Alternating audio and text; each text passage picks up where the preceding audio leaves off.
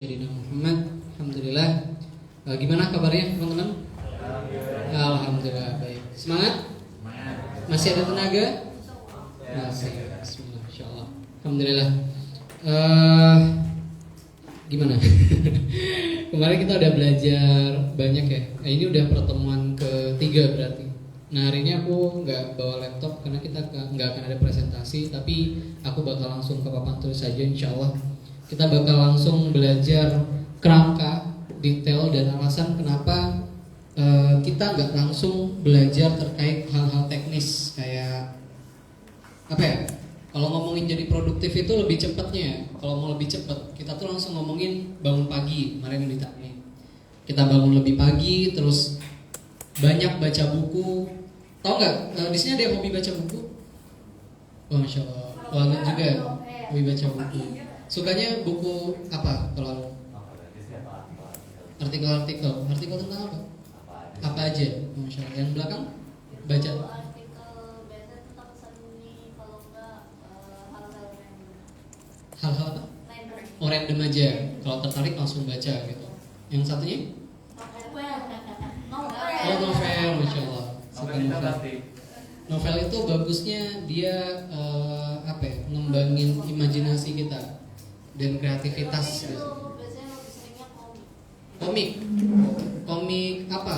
Manga atau Manga biasanya. manga? Baca AOT juga enggak? Enggak. Oh enggak. Manganya sering yang apa? Hah? Manganya baca apa biasanya? Biasanya itu apa? Sel Awkward. Oh. Kalau enggak Kimetsu no Yaiba. Oh, Kimetsu udah tamat ya, udah Kalau selesai. semua tuh bisa ngerupiah di Itu ngerukiahnya pakai pedang gitu. Insyaallah. Nah, ada yang masih ingat pembelajaran kita terkait produktivitas kemarin, apa arti produktif? Definisinya ada yang masih ingat? Iya, itu tagline. Itu quotes, bukan tagline, quotes. Ada yang masih ingat definisi panjangnya produktif kemarin apa? Iya, detailnya apa lu? Kalau itu doang selesai nanti.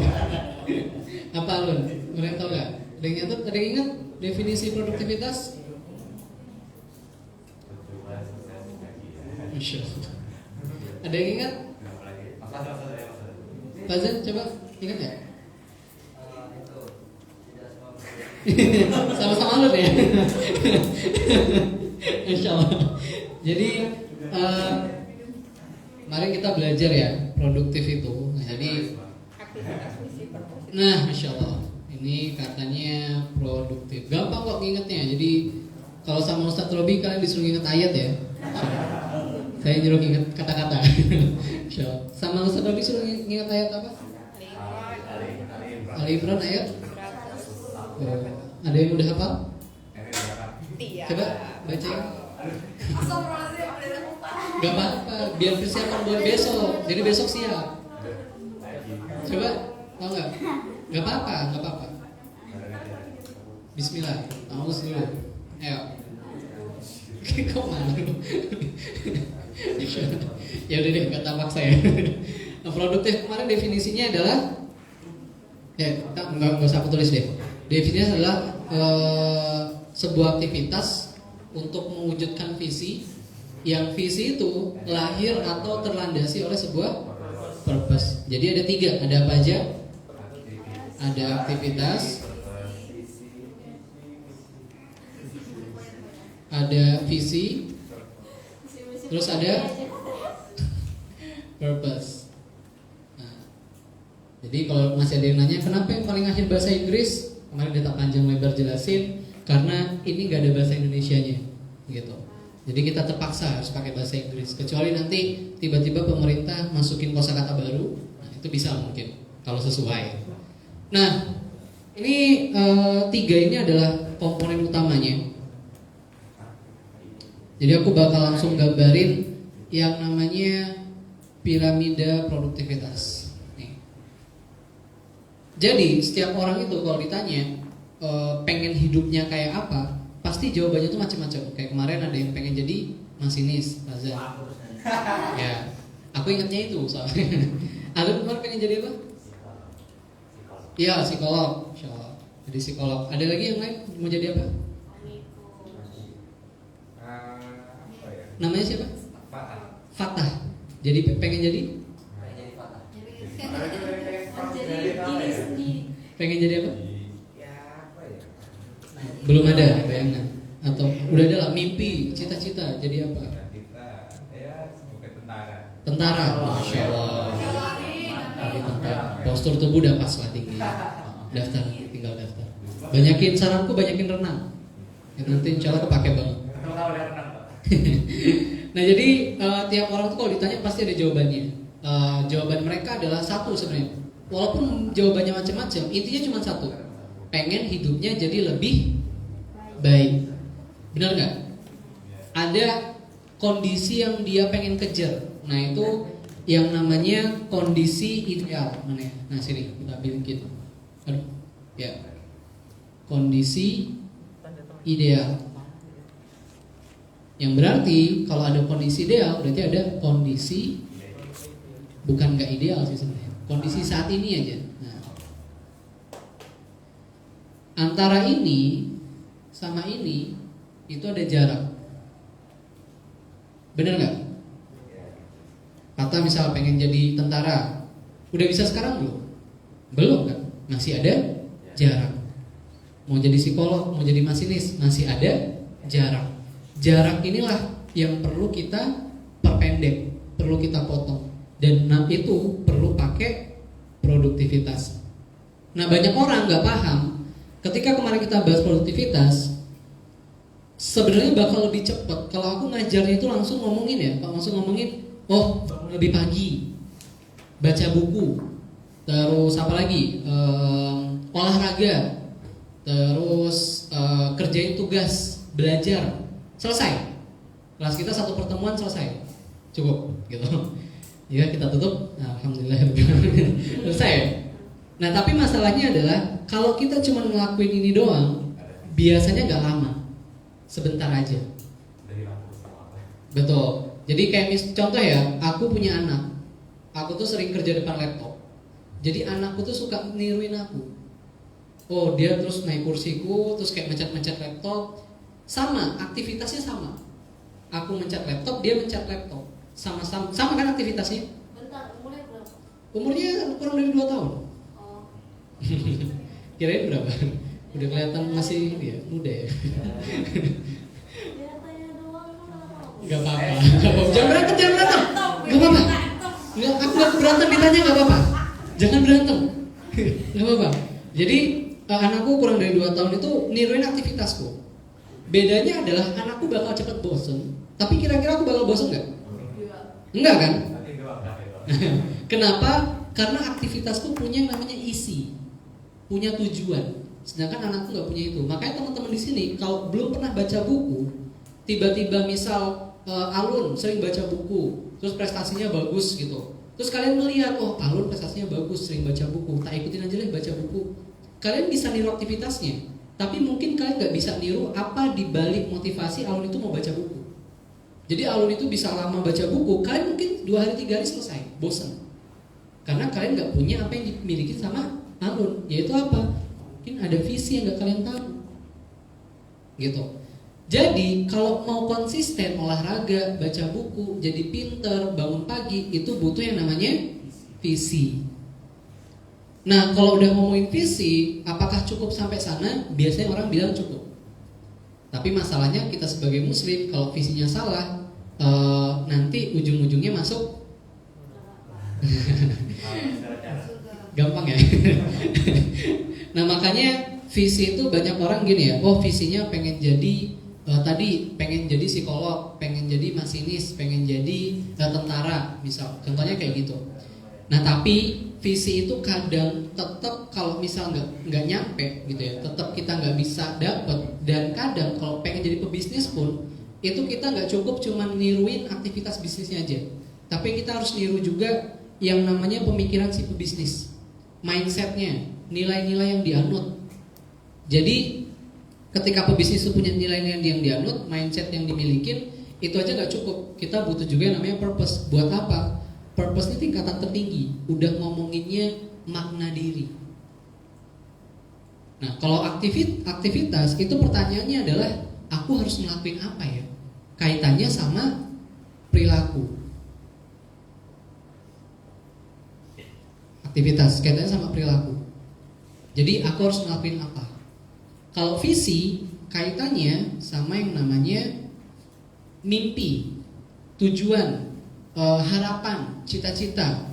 Jadi lebih ke apa mau ya, harapan, cita-cita aja, cita-cita, gitu. Jadi kalau perilaku tanpa cita-cita pasti nggak bakal semangat. Ya hasilnya kayak tadi niru-niru. Tapi kalau purpose udah kaitannya sama makna diri. Di Barat itu mereka punya konsep kayak gini. Itu konsepnya namanya tiga lingkaran emas. Jadi pertama itu mereka punya why.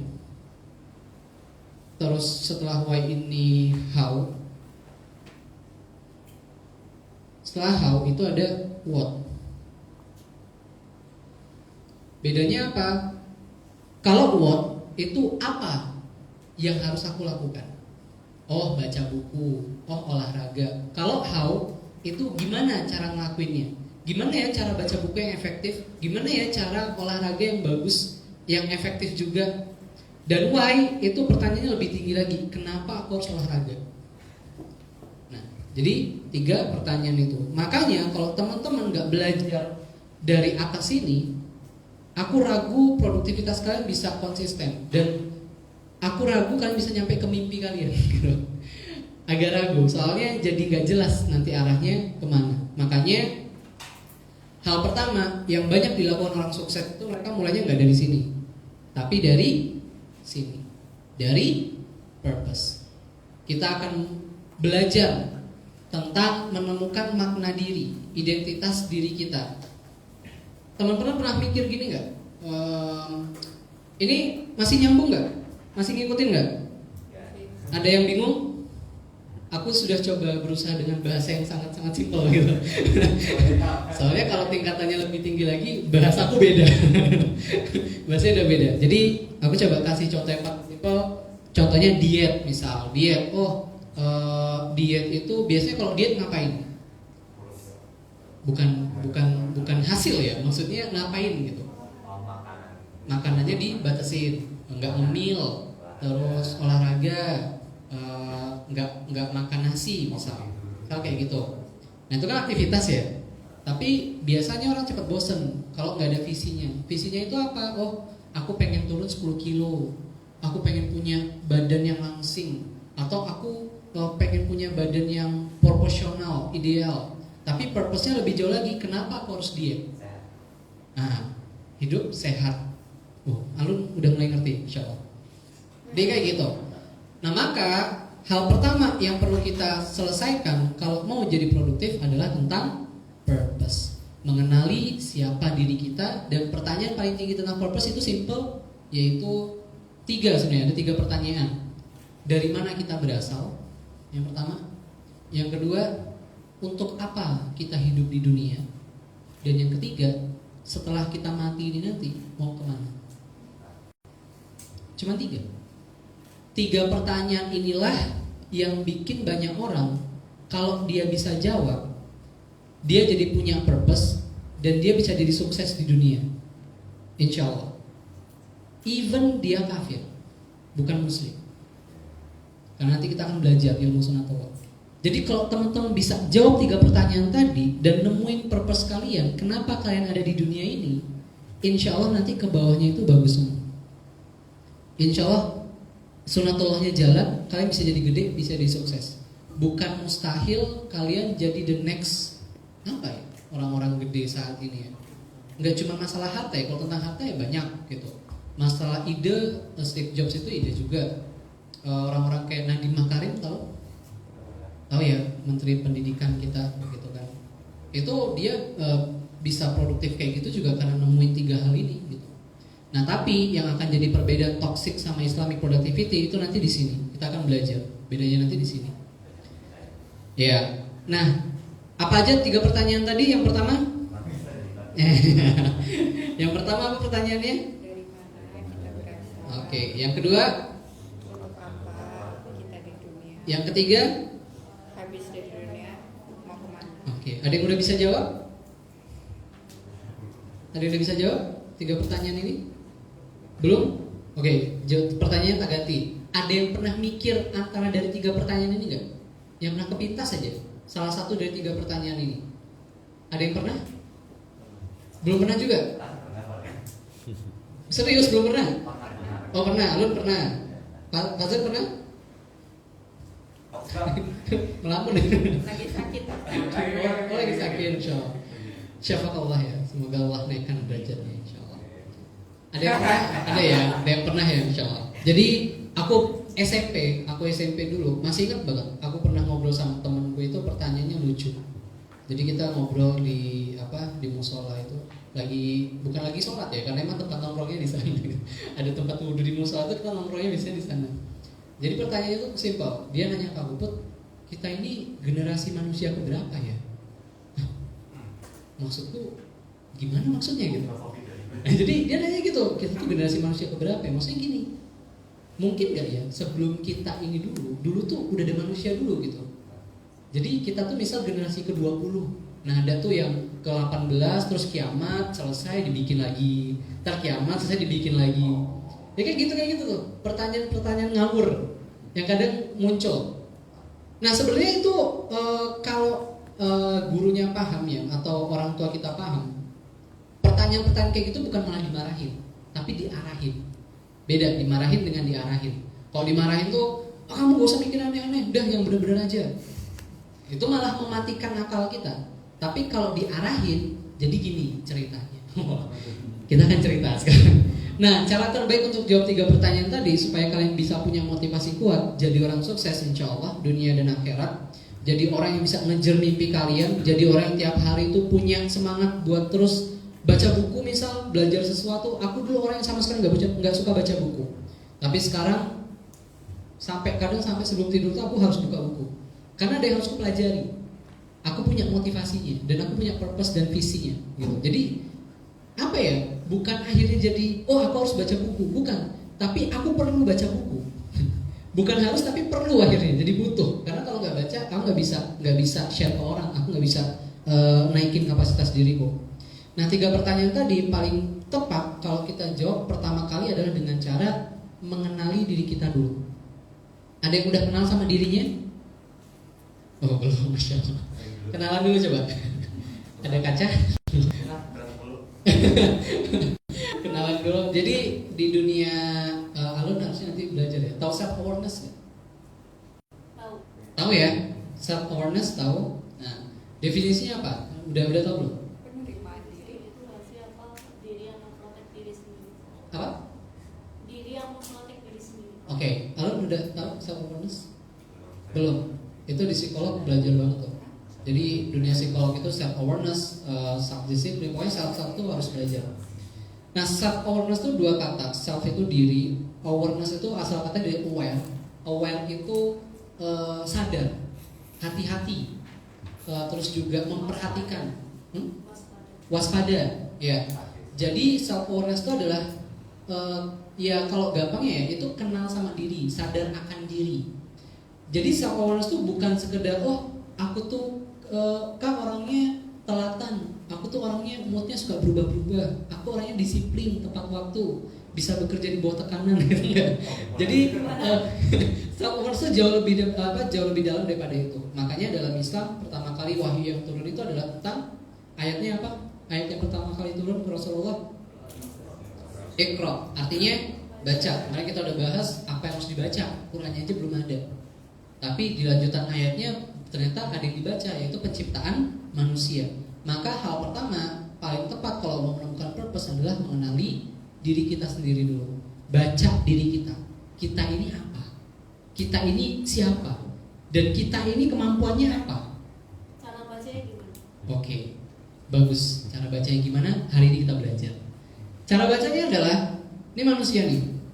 Aduh, nggak bisa. Kita ganti. Ada satu lagi kok. Itu yang permanen. Wah, ini permanen? Enggak. Iya. Enggak. Bikin kaget. Kemarin Udah kaget loh lu. Kaget loh. Rasa- Nah ini manusia, anggaplah. Manusia itu selalu gerak nggak? Selalu beraktivitas nggak? Ya. Iya kan? Kalau dia nggak gerak berarti dia meninggal. Maka kita harus paham apa yang membuat manusia itu bergerak. Karena selama hidup manusia pasti bergerak. Bergeraknya buat apa aja coba? Makan. Semua sebutin, makan, detak jantung. Buang hasil. Apa? Itu bukan aktivitas ya, itu sudah nggak bisa kita atur. Maksudnya bisa kita atur. Makan terus nafas. Apa? Beraktivitas. Tidur, olahraga, aktivitas apa? Kerja. Nah, terus juga rebahan bisa. Banyak ya, semua aktivitas itu dilakukan. Dan manusia hidupnya pasti punya yang namanya masalah, punya problem. Makanya manusia itu bergerak itu untuk menyelesaikan problem. Misal lapar, berarti kalau lapar harus makan. Makan bisa nggak tiba-tiba makan aja? Oh enggak, harus yang namanya jajan. Jajan harus pakai uang. Uang dapatnya dari kerja. Kerja harus punya. Nah, banyak kan akhirnya cabangnya. Dia muter aja terus. Muter terus kan? Banyak kan? Nah, banyak orang nggak paham, banyak orang nggak belajar tentang diri mereka. Jadi mereka nggak kenal kenapa mereka harus gerak. Apa yang bikin mereka bergerak? Ini paling dasar, ini kita mulai paling awal, paling dasar. Kita akan belajar dari sini. Karena kalau kalian tahu ini, insya Allah ke belakangnya gampang. Jadi yang bikin manusia bergerak dan jadi sumber masalah dari setiap manusia, mau dia depresi, stres, dia bahagia, senang, itu sumbernya cuma dua. Yang pertama itu namanya wants, yang kedua namanya needs. Apa lu? Ingin dan Betul. Ini kebutuhan, ini keinginan. Kebutuhan kaitannya sama fisik atau jasmani.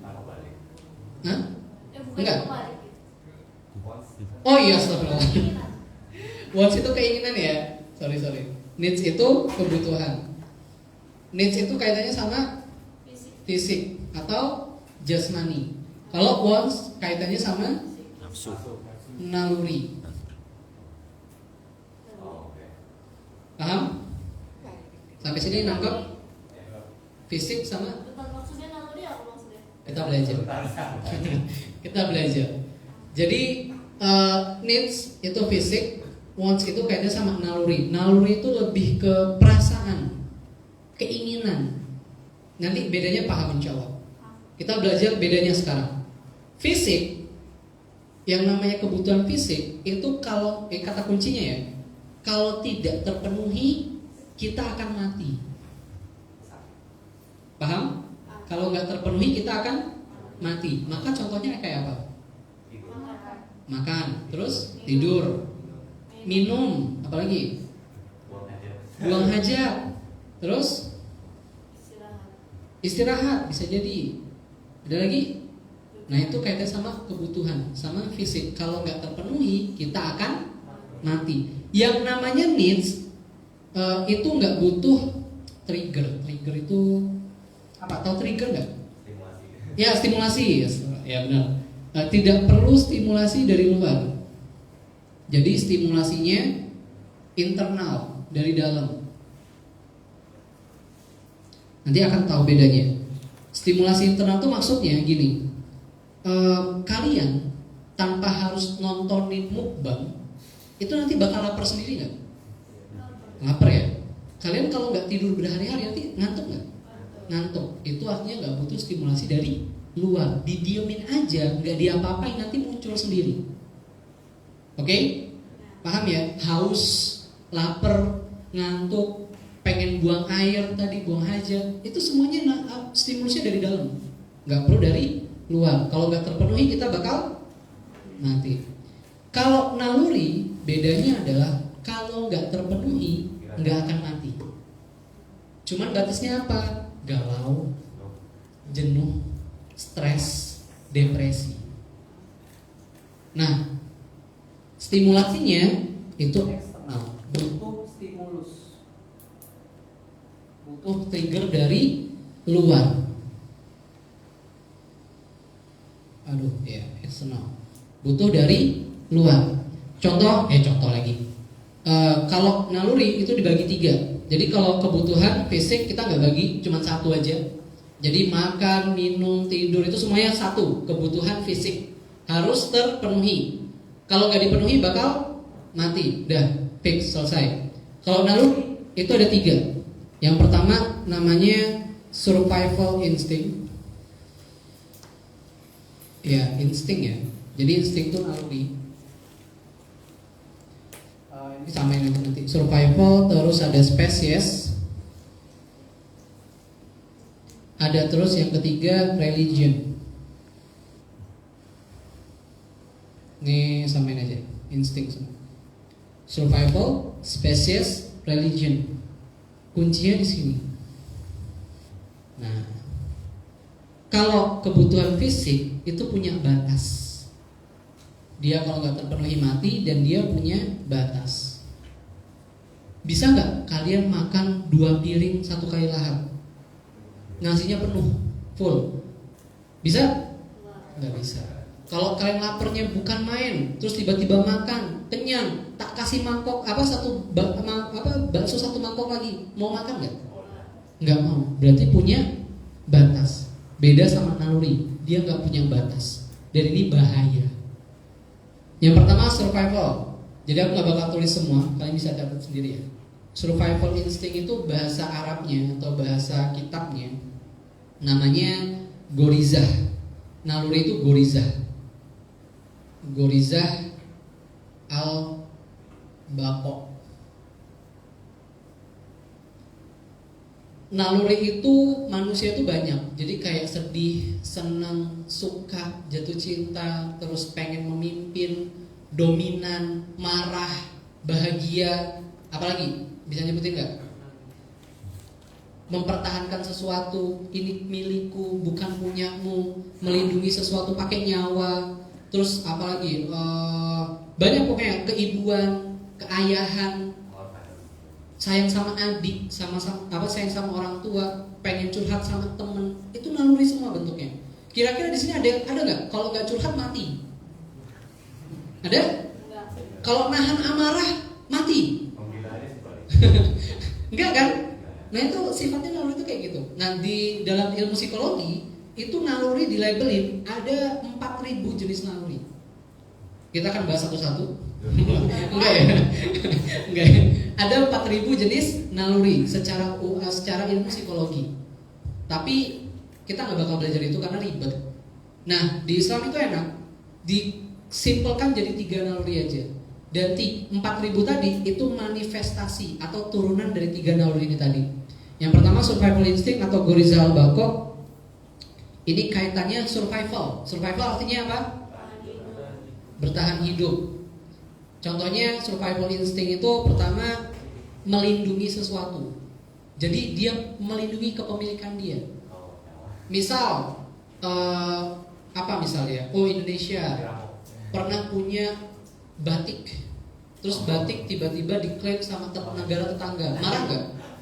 Marah kan? Ini punya kita.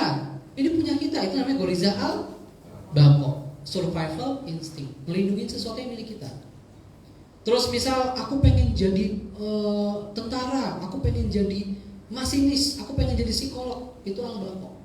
Survival instinct. Karena dia pengen menaikkan eksistensi diri dia, menaikkan derajat diri dia, kapasitas diri dia, survival. Kamu gak bisa bertahan hidup kalau kamu jadi lemah. Gak bisa, dimakan gitu. Terus contoh lagi fans sepak bola. Wah, ada klub misal klub A sama klub B. Klub A sama klub B sukanya tawuran. Cuman gara-gara klub A ngehina-hina klub B. Padahal yang kata-kata hinaan itu belum tentu fakta gitu. Belum tentu real, tapi nggak suka. Akhirnya tawuran. Dan tawurannya pun taruhannya nyawa. Itu karena apa? Al-Baqo. Survival instinct. Jadi turunannya dia pengen mempertahankan sesuatu, jadi pemimpin, pengen memimpin, pengen juga menaikkan eksistensi diri dia, pengen terkenal, pengen dikenal, pengen dihormati, itu survival instinct. Yang kedua, special instinct atau namanya gorizah an-naum. Nah, ini kaitannya sama empati, cinta dan kasih sayang. Jatuh cinta itu wajar karena emang sudah nalurinya. Jadi ada yang pernah nanya ke aku, "Kak, aku udah hijrah, udah belajar agama, kok masih bisa jatuh cinta ya? Aku dosa apa?" Sebentar, tahan dulu. Kalau sudah umurnya itu tidak masalah. Kalau sudah waktunya, tapi kalau belum ya jangan gitu. Sibukkan diri Anda gitu kan. Tapi kalau sudah ya nggak apa-apa. Itu nggak dosa. Yang jadi dosa adalah nanti. Setelah itu apa yang kita lakukan itu baru yang dosa. Tapi kalau itu nggak dosa. Kasih sayang sama ibu, cinta sama orang tua, kasih sayang sama sahabat, kasih sayang sama adik. Jadi semua manusia pasti punya empati dan rasa. Yang ketiga, religion itu bisa tadayun.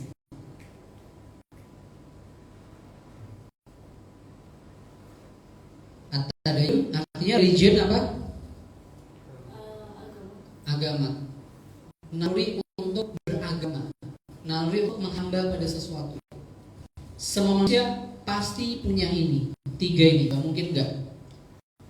Jadi pernah belajar, kalian pernah belajar juga animisme, dinamisme? Belum? Pernah ya? Pernah tahu ya? Jadi ada yang nyembah roh, ada yang nyembah pohon, nyembah batu, nyembah nenek moyang. Itu manifestasi atau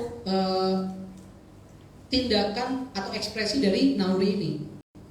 Manusia itu sifatnya pasti lemah, butuh yang namanya sandaran, butuh yang namanya bukan pijak ya, tempat bergantung. Gak mungkin enggak. Seberapa kuat pun dia pasti butuh tempat bergantung. Kalau enggak terpenuhi, bisa ujung-ujungnya depresi bisa bunuh diri. Makanya kalau orang nggak bertuhan itu lebih rentan bunuh diri. Serius.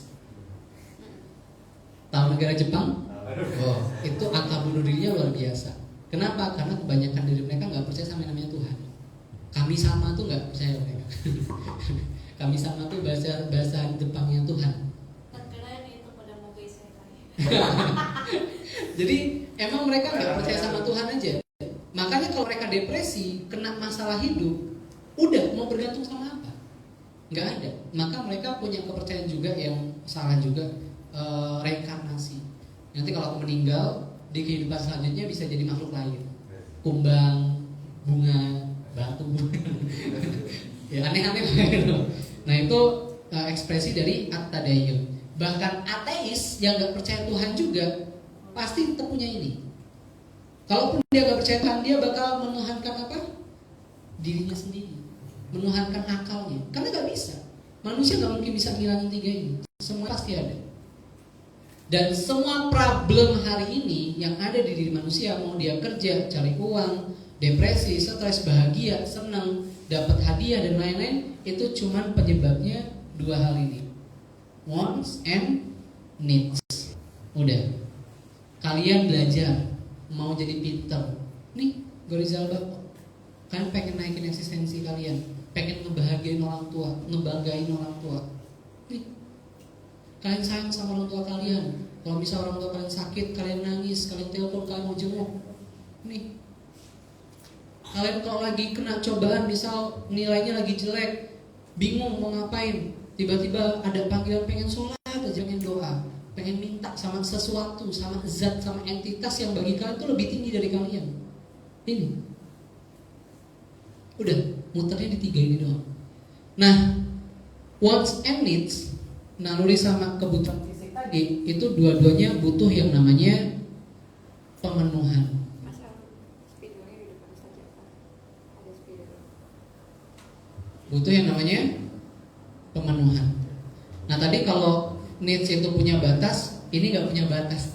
Naluri itu nggak punya batas. Oke. Yang namanya naluri itu nggak punya batas. Makanya hadisnya Rasulullah itu, anak Adam itu, manusia itu, kalau dikasih satu gunung emas, itu pengen 2 gunung emas. Dikasih 2, pengen 3. Kalau udah 3, mau 4. Dan di samping di ujung hadisnya, yang cuma bisa memuasin anak Adam itu, kalau tanah udah dimasukin ke mulut dia. Artinya apa? Meninggal. Selesai. orang itu, oh aku pengen misal ya pengen gaji kerja yang gajinya 5 juta misal. Kalau udah 5 juta tuh aku pengen yang 10 juta. Udah dapat 10 juta aku pengen yang 20 juta. Udah dapat 20 aku pengen yang 50 juta. Enggak selesai. Enggak bakal ada kata selesai. Enggak terbatas. Maka kita yang harus ngasih batas gitu. Nah, dua-duanya butuh yang namanya pemenuhan. Tadi kalau fisik nggak dipenuhi akan mati. Kalau naluri nggak dipenuhi akan gelisah, stres, galau. Makanya butuh pemenuhan. Nah, yang membedakan kita muslim sama yang bukan muslim, yang membedakan itu akan jadi produktif dan nggak produktif itu adalah aktivitas pemenuhannya. Jadi kalian mau ngapain aja di dunia ini, mau kerjanya ngapain aja, aktivitasnya ngapain aja, itu cuma muter di dua itu aja, udah, gitu. Nah, nanti baru kita ngomongin pemenuhan. Kalau yang namanya pemenuhan pasti ada cara, dan kalau ada cara itu banyak. Misal lapar, mau makan, pilihan menunya banyak gak? Banyak kan? Nentuin mau makan pakai apa itu prosesnya harus pakai apa? Nentuin mau menu yang mana? Pakai pintar, pakai yang namanya otak, pakai akal. Makanya pemenuhan itu pasti erat kaitannya sama akal. Wah, aku lapar, mau makan apa ya? Mikir.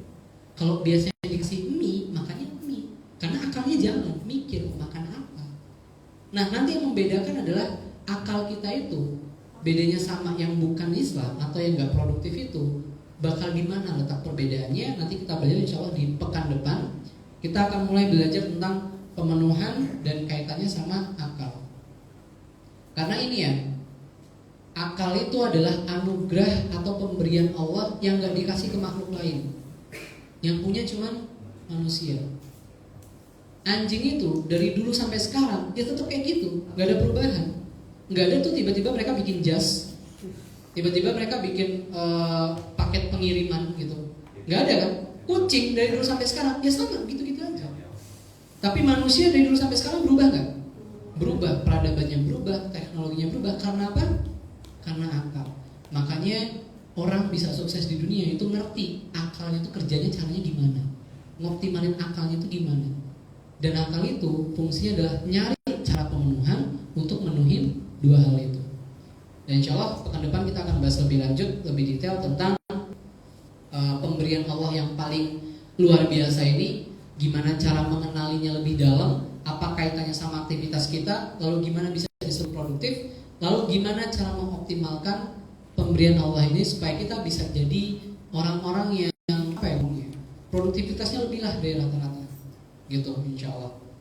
Oke, sekian segitu aja insya Allah. Jadi udah dapat banyak nih hari ini, kita dapat tentang piramida produktivitasnya, tentang masing-masing elemennya. Kita juga belajar tentang manusia, problemnya cuma dua atau terdiri dari dua hal yang jadi sumber masalah dalam hidupnya, yaitu wants and needs-nya.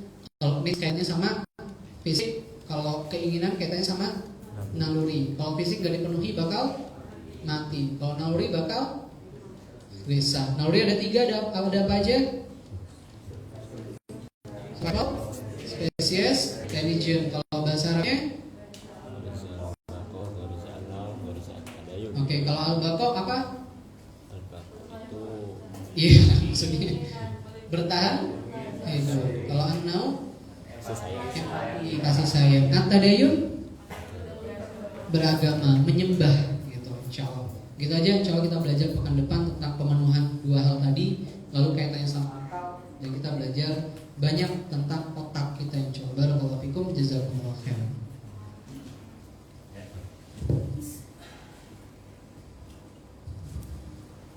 Ya, silakan kalau ada yang mau bertanya. Apakah sudah kenal sama dirinya? Oh, alhamdulillah. Ya. Gak usah pakai itu, gak usah. Itu gak usah, gak usah. Itu Ustadz, itu yang apa, yang wants itu tuh bisa mempengaruhi needs nggak?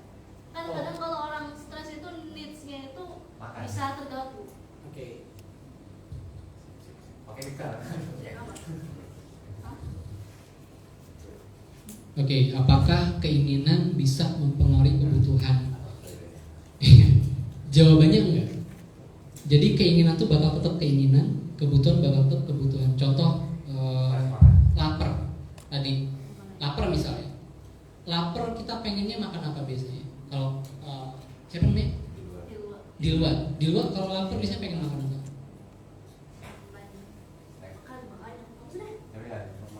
Menunya apa? Pengen apa?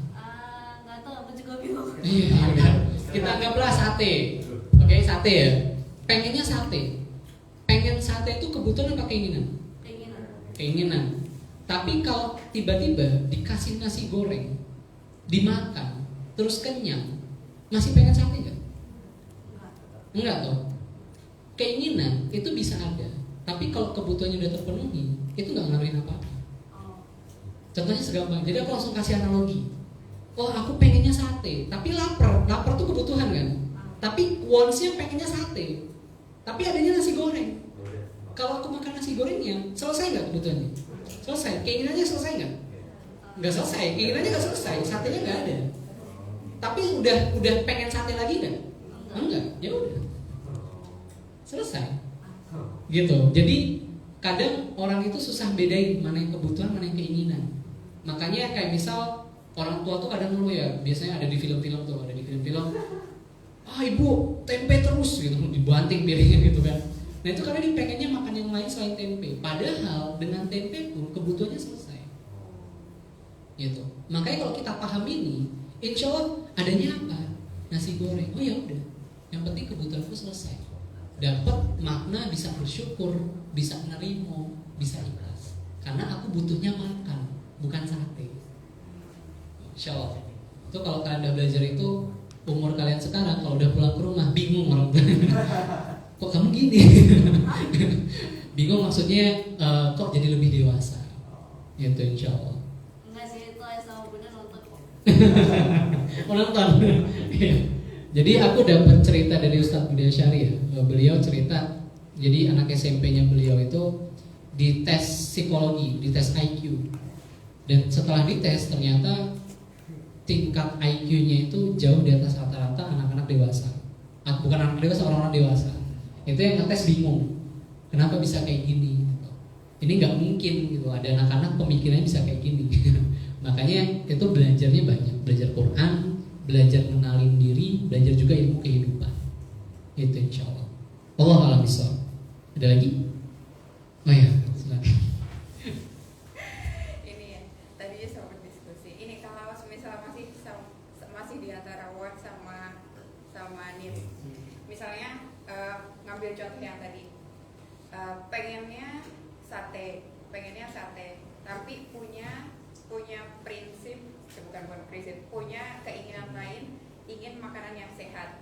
Oh ya. Di depannya ada nasi goreng dan akhirnya nggak dimakan nasi gorengnya karena punya ini pengen makanan yang sehat itu tadi. Nah, yang pengen makanan yang sehat itu tadi termasuk keinginan kayak apa itu yang atau kebutuhan. Ya. Makan sehat itu prinsip. Prinsip itu lahir dari kepercayaan diri, keyakinan-keyakinan yang dianut, sama informasi yang dikonsumsi. Dan itu jadi pribadi diri. Makanya orang bisa makan itu milih-milih karena dia punya prinsip. Aku gak mau makan gorengan, gitu. Aku nggak bisa makan ini. Nah itu masuknya kemana? Al-Baqo. Dia punya prinsip, eksistensi diri dia. Dia pengen mempertahankan kesehatan dia. Oh aku kalau makan gorengan, kaloriku naik, kolesterolku naik, bisa memicu serangan jantung, bisa memancing banyak penyakit-penyakit. Dia pengen mempertahankan diri dia. Itu masuknya naluri, gitu. Memang dia bakal selesai dengan makan nasi goreng tadi, tapi dia punya prinsip. Gak bisa makan nasi goreng, aku harus makan yang sehat. Tapi kebutuhannya tetap sama, memenuhi perut yang lapar. Cuman caranya aja beda. Nah itu kaitannya sama akal. Nah jadi akhirnya ngerti pembagian-pembagiannya. Oh akal kita ternyata bisa mempengaruhi cara mana yang kita pakai untuk memenuhi needs atau wants kita. Nah itu jadi, dan akal itu sangat bergantung sama nanti kita belajar yang namanya standar nilai atau informasi. Standar nilai mana yang dipakai? Kalau misal hidup sehat tadi, berarti standar nilai kesehatan. Tapi ada orang yang hidupnya nggak sehat, apa aja makan. Berarti standar nilai dia yang penting ono. Yang penting ada, gak usah ribet, makan. Jadi tergantung nanti standar nilai. Kita akan belajar frameworknya nanti. Jadi nanti kan bakal lebih paham sama frameworknya insya Allah. Itu Allah Bismillah. Ya? Oh ada lagi. Bahasa ya, bahasa ya, sebentar tidak kan? Mungkin ini sedikit itu yang dari Hilwa tadi ya Ustaz ya. Itu banyak memang orang bilang, wah saya ini stres nggak punya nggak punya maaf ya untuk itu nafsu makan ya bahasanya. Nah itu kan seakan-akan itu kalau lihat sepintas itu kayaknya memang ada ada keterkaitan gitu ketika stres gitu ya. Ketika itu kayaknya mungkin itu maksudnya tadi itu. Nah itu kayaknya kayak gitu. Kayaknya kayak gitu yang saya pahami dari Bapak. Sebenarnya kalau dilihat dari want dan needs itu memang tidak ada yang tersendiri. Tapi ketika orang banyak seperti tadi, saya stres atau saya sedang punya masalah gitu, maka terus enggak itu. Itu gimana? Mungkin. Oh, maksudnya kayak tadi, maksud semangat. Iya itu tadi maksudnya. Insya Allah. Nah jadi akhirnya itu bisa mempengaruhi bukan kebutuhannya sebenarnya, tapi mempengaruhi proses pemenuhannya. Jadi bukan kebutuhan, laparnya tetap ada. Mau kamu sestres apapun, sesedih apapun, lapar itu bakal tetap ada. Cuman kadang pemenuhannya gak dijalankan. Kenapa? Fokusnya lagi ke stres. Laparnya ada, tapi kadang gak terasa. Tiba-tiba lemes aja. Tapi tubuh udah manggil, udah ada sinyal, ini lapar. Perutnya bunyi, badannya lemas, tapi aku gak nafsu makan mas. Udah 2 hari aku gak makan. Loh makan? Enggak, aku gak nafsu.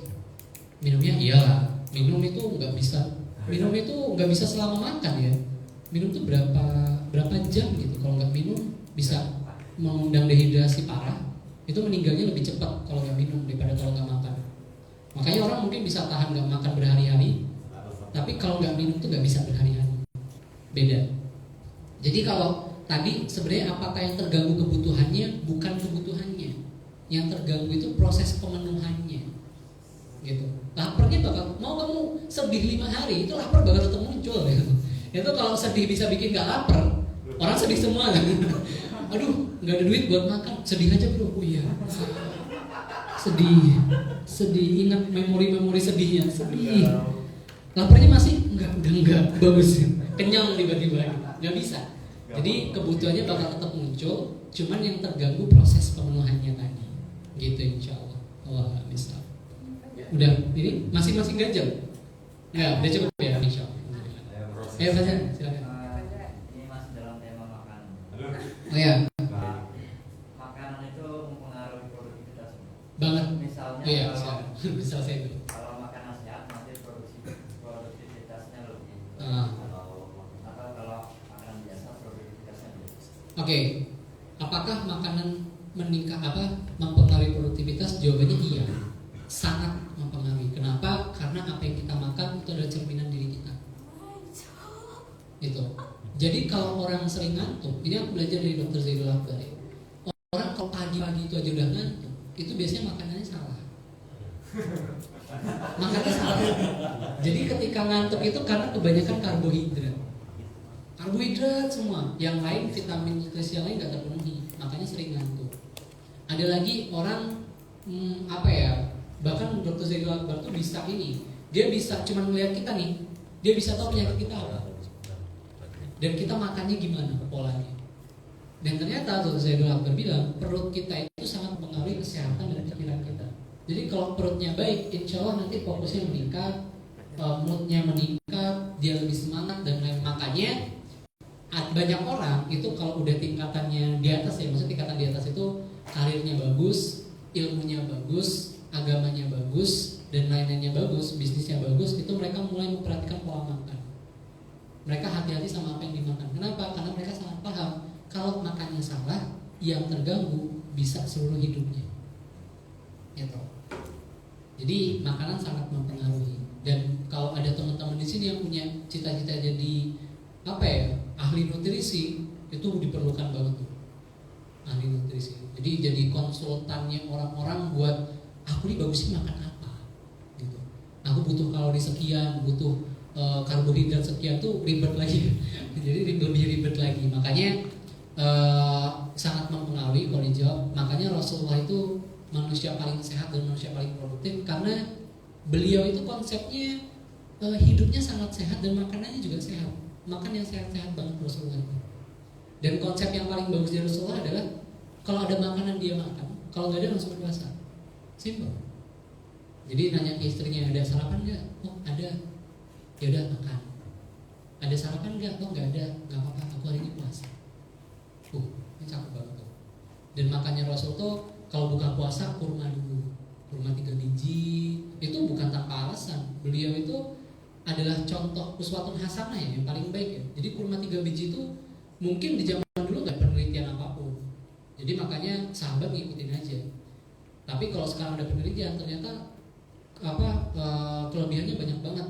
Perut yang tadinya kosong seharian itu kalau langsung diisi makanan berat langsung kaget. Tapi kalau sama kurma dulu, minum air putih dulu, dia menyesuaikan dulu. Jadi pelan-pelan.